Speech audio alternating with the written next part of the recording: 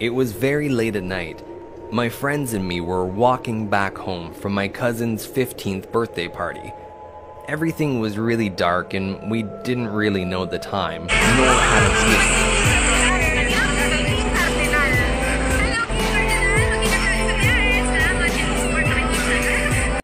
The only friend who did had left the party earlier that night without us noticing, so we had to walk along the highway, pointing our thumbs up every time a car passed by, unsuccessfully trying to get a lift home.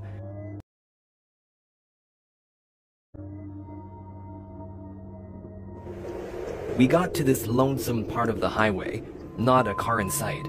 More than a weird feeling, the whole situation made us feel concerned, and yes, a little scared, since we remembered this used to be a busy highway. We continued walking despite that. Deep inside, I had a bad feeling that grew stronger. After some minutes, the road remained empty. Half an hour later, we finally saw the lights of a car approaching very fast. My friends and I started to signal and wave our arms, but he wouldn't stop. Once he was close to us, the driver slowed down. He had a very marked look of fear on his face, and with a trembling voice, he said, You better get away from here." I had never seen someone so terrified in my life. The man stepped on the pedal and left at full throttle, leaving us in the middle of nowhere, totally confused and without any idea of what he talked about. Anyway, we kept our way. The path along the highway led us to a small forest.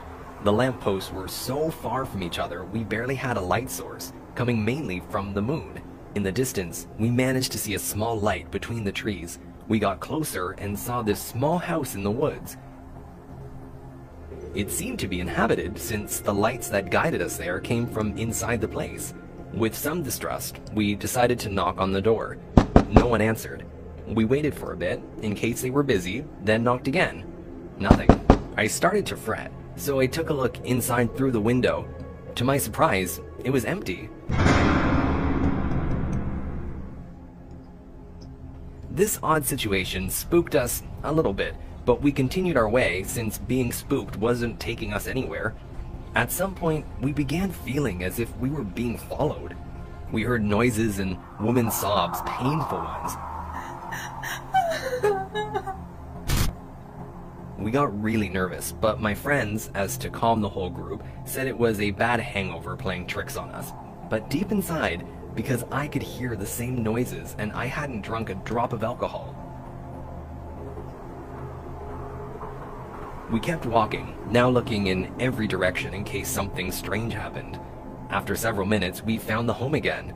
There had been someone there. Out of despair, we knocked on the door again. Nothing. We tried again, but harder, yet there was no answer. I decided to look through the window once again. To this day, I still regret it.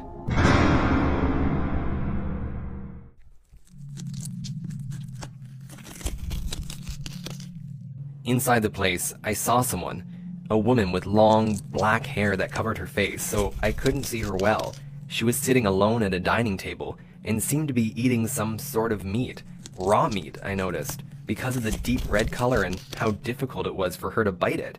I took a closer look and saw, horrified, a person with only half their face. The other half was all red, scraped and bitten off so badly I couldn't say exactly if it was a man or a woman. It was deformed and seemed to have been killed several days ago. As I stepped back, I saw how she lifted her pale face.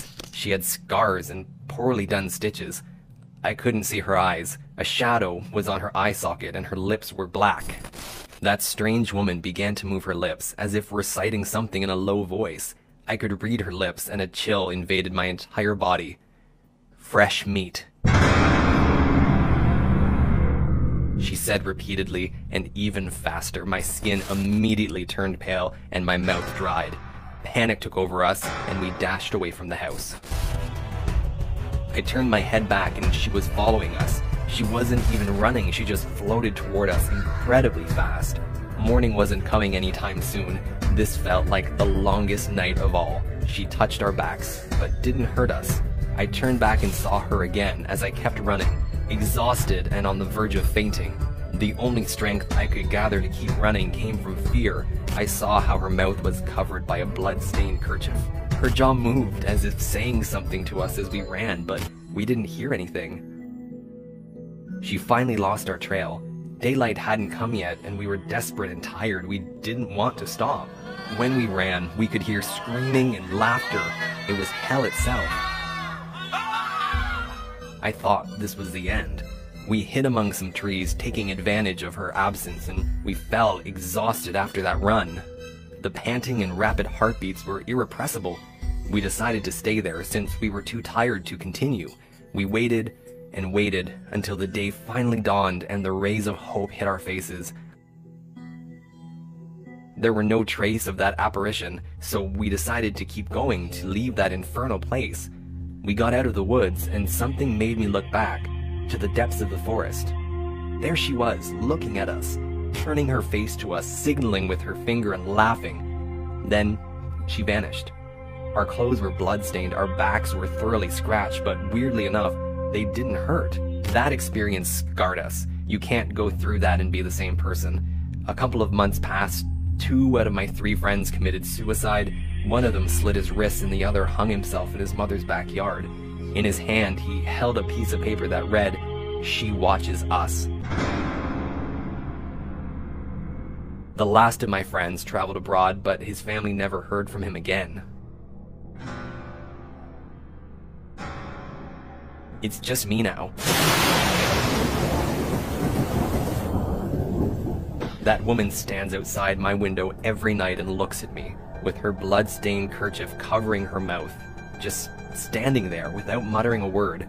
When I wake up, I have scratches on my legs and messages in my room written in blood that say, "I'm waiting for you with your friends by my side." I don't know what else to do. I went to visit the local priest to solve the problem, since it was the only solution I came up with. I spoke to him, but he only kissed my forehead and on a rather disappointing tone said, "I'm sorry, son. I can't help you with your problem. She doesn't want to get away from you. She'll linger until she has you too." I resigned to think my life was ruined by that demonic presence and that I was helpless. Despite that, the father invited me to attend church, which I always do, and now I don't have any scratches, nor are there messages in my room. It's just her, standing outside my window, ever watching, while I'm regretted having peeked at that window that unfortunate night.